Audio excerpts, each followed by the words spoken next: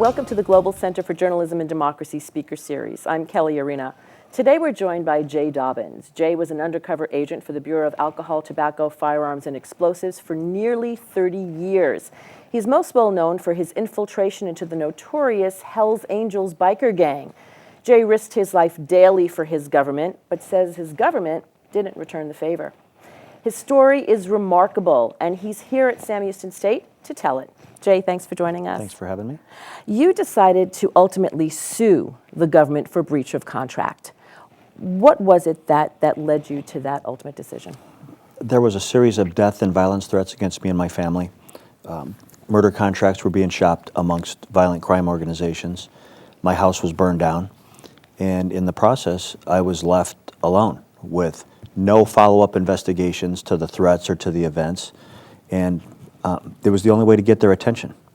So your name got out, your true identity was revealed during the prosecution of the Hells Angels, is that correct? That's correct. All right, and so what is the ATF supposed to do in a situation like that?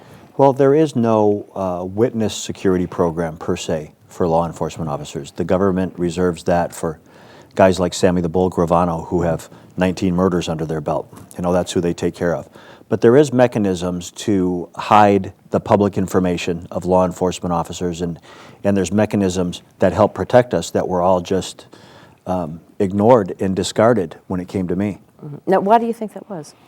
I think there was some professional jealousy. I think that there was a criminal, corrupt element of ATF in the upper management who felt they could operate above the law and didn't have to abide by any rules. And so it was a perfect storm of idiotic management that I was under. What kind of death threats were there, and from who, and how did you even know about it? Well, the threats, some of them were issued to me directly. I had face-to-face confrontations. There was threats circulating through the prison system where the MS-13, the Aryan Brotherhood, were being solicited to murder me on behalf of the Hells Angels. And the FBI did an investigation into that, didn't they? Yeah, I guess if you could call it that. They didn't put a whole lot of effort into it. There was a letter that was written by a Hells Angel who I had put in prison for the murder and beheading of a woman. That same guy wrote a letter saying that he was encouraging his friends on the outside to videotape the gang rape of my wife and make me watch that videotape before they killed me. The response to all that was nothing. So you went into hiding? To some extent, yes, early on. It was the fight or flight syndrome. The first response was the flight. I was just trying to evade the threats. I was trying to stay out of the eye, out of the eye of the storm. And by relocating and doing some things like that, eventually the flight aspect was no longer working, so the fight side of the coin took place. And then that's when I decided I can't hide from these guys. You can't run from them. So I was going to hide in plain sight and expose my story. It wasn't until, though, your house was burned down that you really seemed to be tipped over the edge. Tell me what happened and what the government response was. Well, on August 10th of 2008, someone came onto my property at 3 o'clock in the morning, lit my house on fire. My family barely escaped. My house was destroyed. And in the process, these same people who had ignored the threats against me tried to frame me as the arsonist of my house, the same people I worked for. So you're saying the ATF officials who you had gone to for help, when you went to them and said, my house was burned down, said, you did it. Exactly. And the tragic part of it, in addition to the tragedy, is that those people that tried to fabricate a case against me were the same ones who ultimately were left in place and ran ATF's Operation Fast and Furious that let all the assault weapons go into the hands of cartel members. So what you're suggesting then is that the handling of your situation wasn't while it is unique, wasn't really isolated, that there is a broad problem at the ATF in terms of management overall. Absolutely. I think that what happened to me is somewhat unique because I don't think it's ever been to that extent with another agent. But the events that took place with me happened in 2008.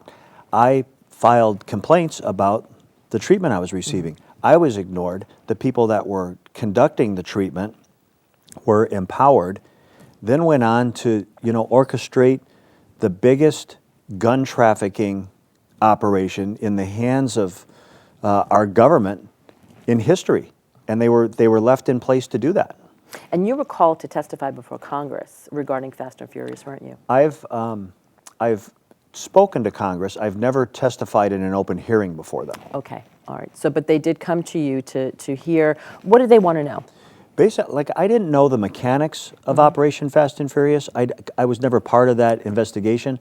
But what they wanted to know is what had happened to me, what my methods were to report that, who became aware of what had been done to me higher up in the government, and why there was no action taken against those people, why they were left in place to do something so catastrophic. And were you given official whistleblower status? Yes, I was. All right. Jay and I, just so you know, met about 7 years ago when I was working for CNN, and we first decided to do your story at a national level.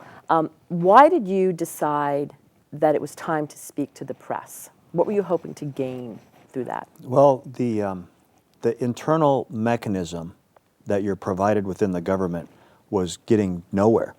There's when you're complaining about people to the people that are conducting the bad acts, there's no resolution. You just get ignored. So I knew the only way that I was going to get any attention was to add additional scrutiny on them. And the media provided me an opportunity to expose my story.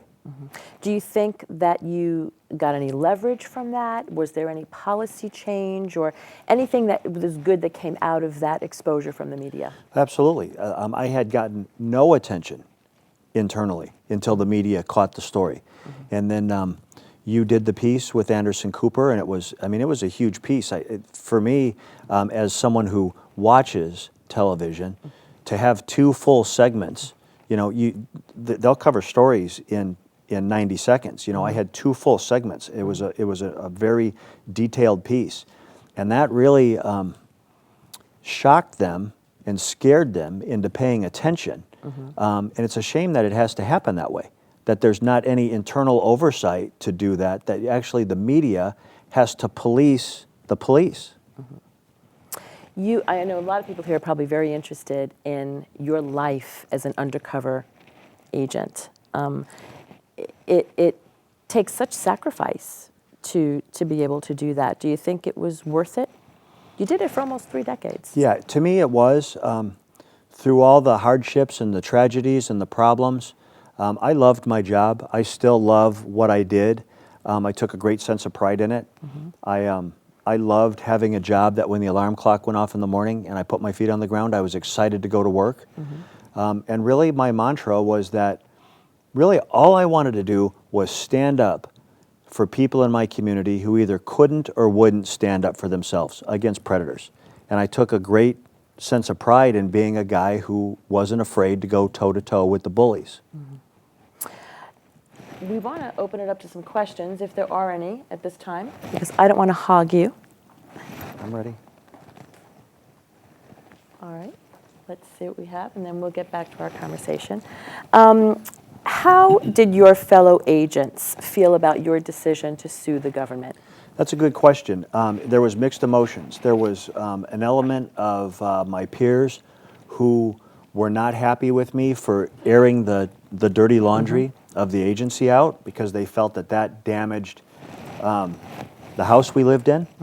There were others who have been empowered by it because really the ultimate goal of my exposure of this was to try to make sure that it never happened to anybody again, that what I went through, no one else would have to go through again.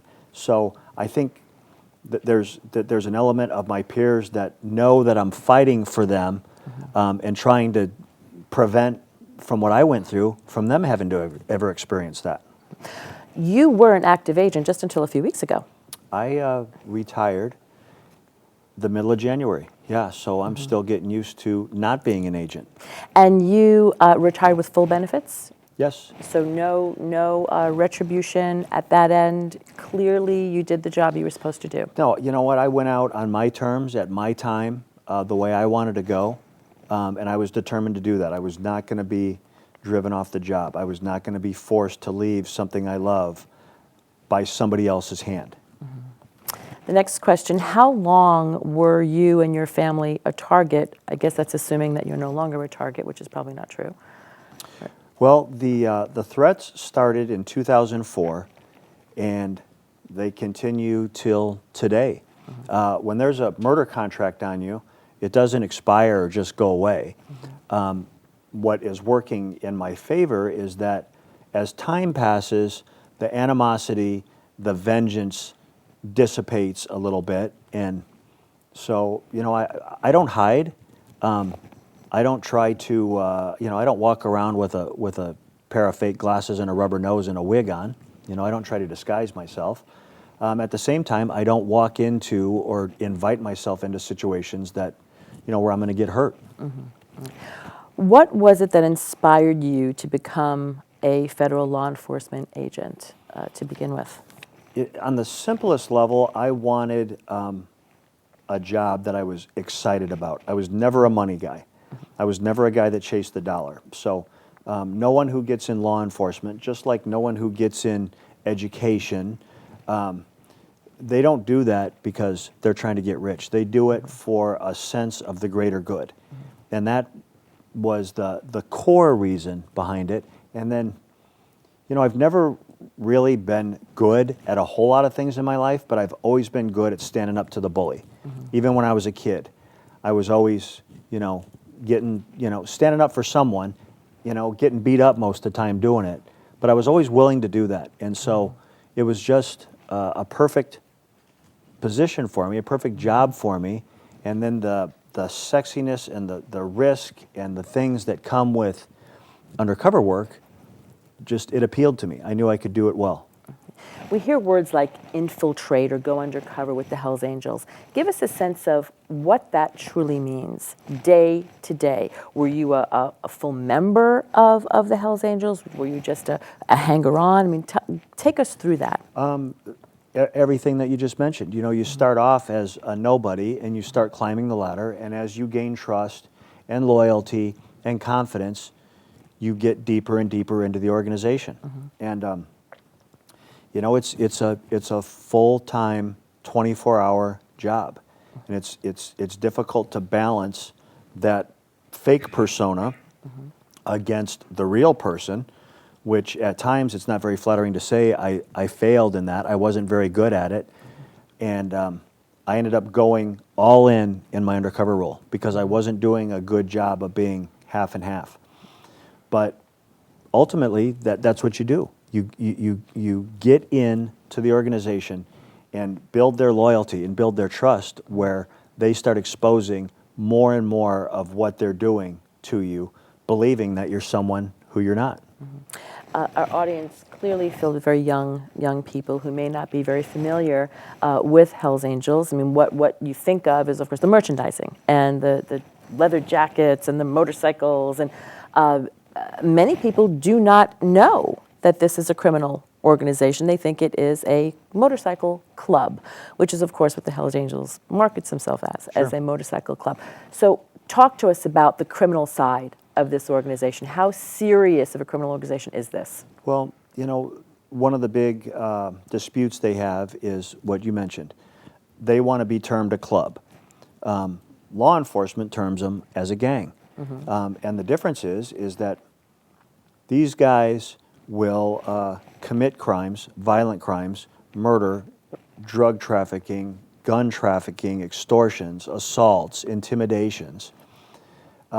They do all those things. When someone is charged with those crimes or found guilty of those crimes and they get incarcerated, the club, the quote-unquote club, holds a place of honor for them, and rewards them when they come out. What club does that? That's what gangs do.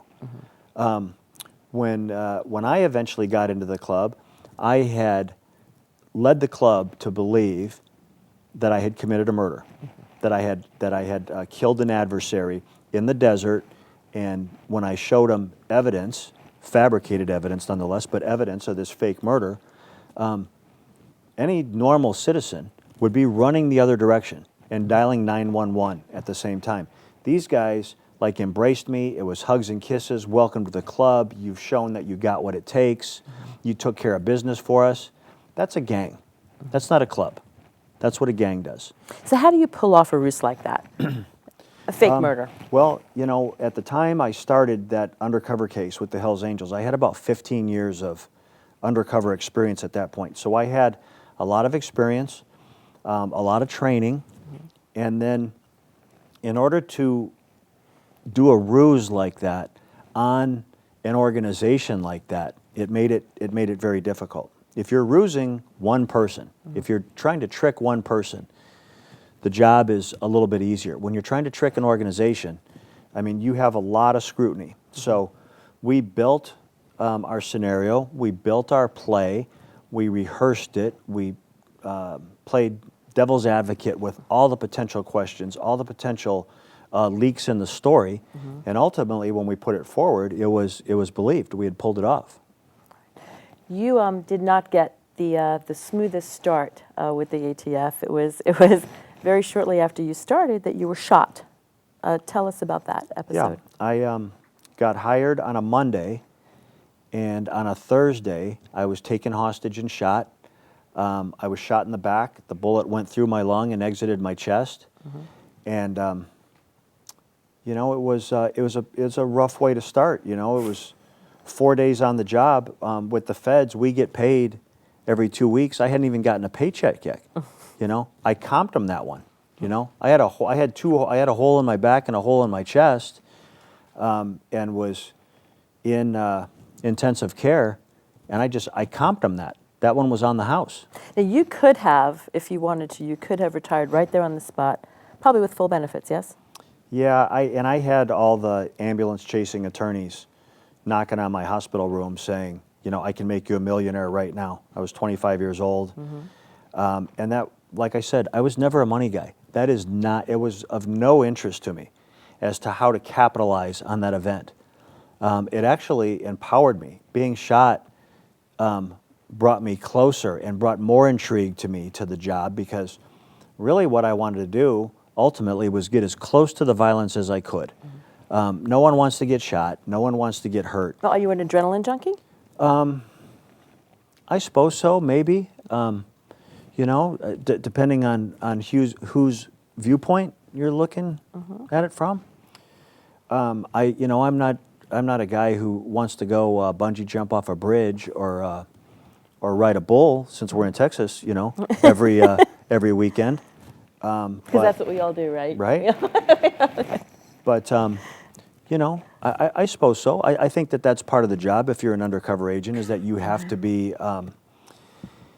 be excited about those situations and not intimidated by them. You keep saying it's not about the money, it's not about the money, but yet you're suing the government for millions of dollars. So reconcile that for me. Well, that's a good point. I hold to what I said. It's not about the money. There's a very good chance I won't get any money. Now, why is that? Well, for our young people who might not understand. The allegations I've made about the mistreatment that I received, those were all revealed during the fact-finding phase of a trial, 3 weeks of a trial before a federal judge. I'm convinced that when he rules, I will win across the board on facts and evidence. Now, as he applies the law to that facts and evidence, he'll decide if elements of the law were violated. If elements of the law were violated, he will decide if there's a monetary component or a damages award. There's no guarantee of that. The one thing I'm sure of is that I will win on the facts and evidence. Whether I get any money or not, I don't know. But to file a lawsuit, you have to have some kind of contingency for the financial element of it. So that was the number that was associated to the level of damage I received by my attorneys.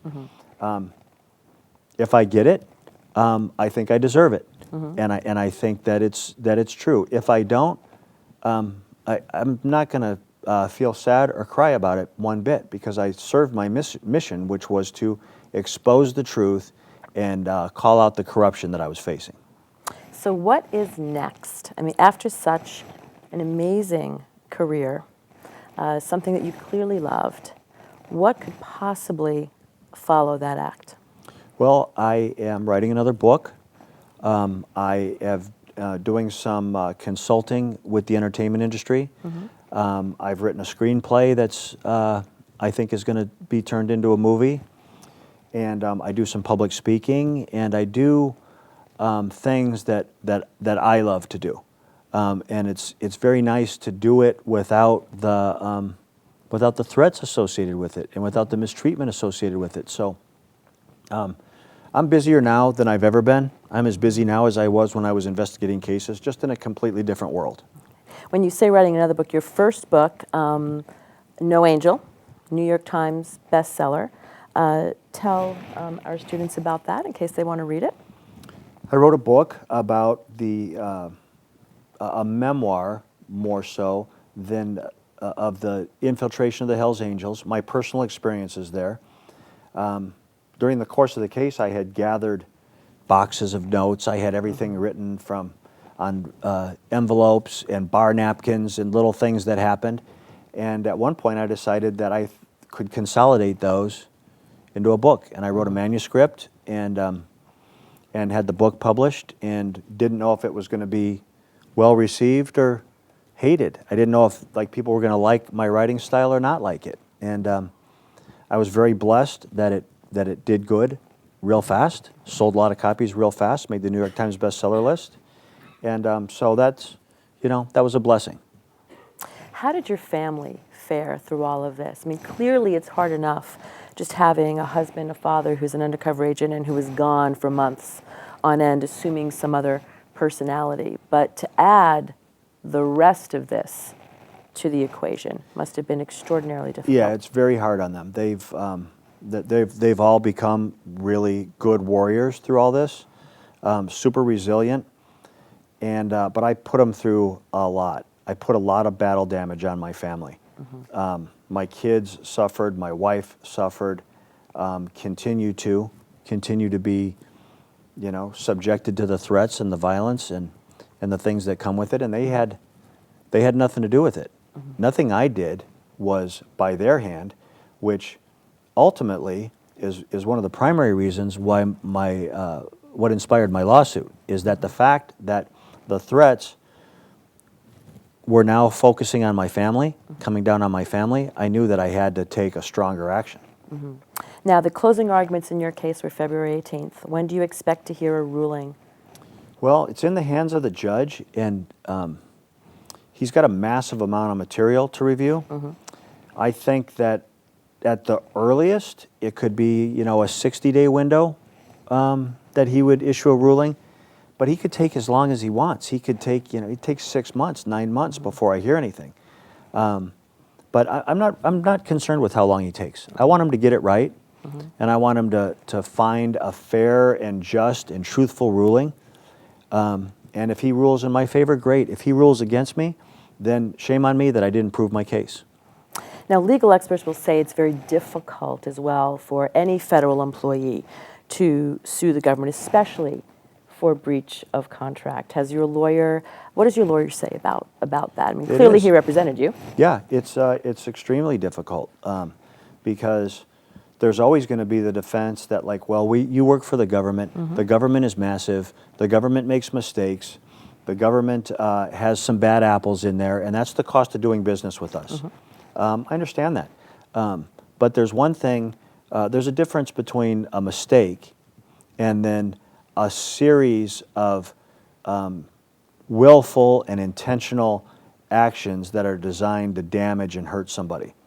And when you have a series of people doing those over a course of time, it's no longer a mistake. Now it's a pattern and practice of bad conduct, and it becomes historical. Any more questions? You have a few more minutes left. Thanks. All right. Okay, so what is the process of becoming an ATF agent? Well, it's pretty simple actually. You just it's really like any other job. You fill out an application, you go through an interview process, and then as you climb through the application process, you'll ultimately be subjected to a lie detector test, a physical test, a panel interview. Did you have you had a college degree? Yes, you have And, to have a and you four-year. have to have a four-year college degree, Yeah, you have to have a right? degree from a four-year school. Okay. It doesn't have to be a criminal justice. It can be really in any major. Like most employers, when they're looking at a young candidate for a job, they want to see that you have been able to dedicate yourself to something for 4 years and come out the other end with a diploma and have proven yourself.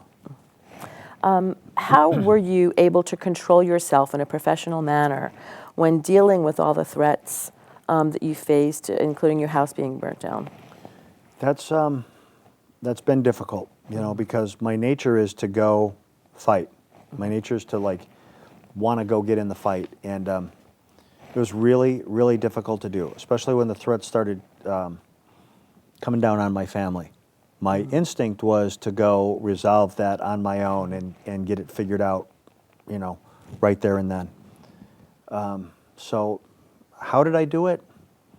You know what? I would love to give you an answer. I don't really know what the answer to it was, other than I chose the path I chose.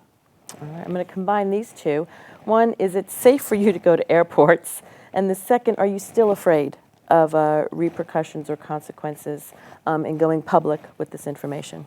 Well, I would say yes, it's safe to go to airports because, you know, once you pass through the screening process, at least no one there is going to stab you or shoot you. A funny story, last year I was on a Southwest flight from Buffalo to Arizona and was confronted by a couple Hells Angels that were on the flight and actually got into a full-on knockdown, drag-out fist fight on an airline flight. Oh my. Did they ground the plane? To where the plane landed in Chicago, and it was crazy. You know, it was like the new movie that's out now, the Liam Neeson movie, the nonstop. It's like people are screaming and running around, and like I'm fighting with these guys, and you know, it was so. Are airports safe? Yes, unless you're Jay Dobyns and you're on the same flight with Hell's Angels, then not so safe. I live with concern. For the second half of that question, I live with concern. I don't live in fear. As soon as I let them scare me, as soon as I live in fear, then they've won.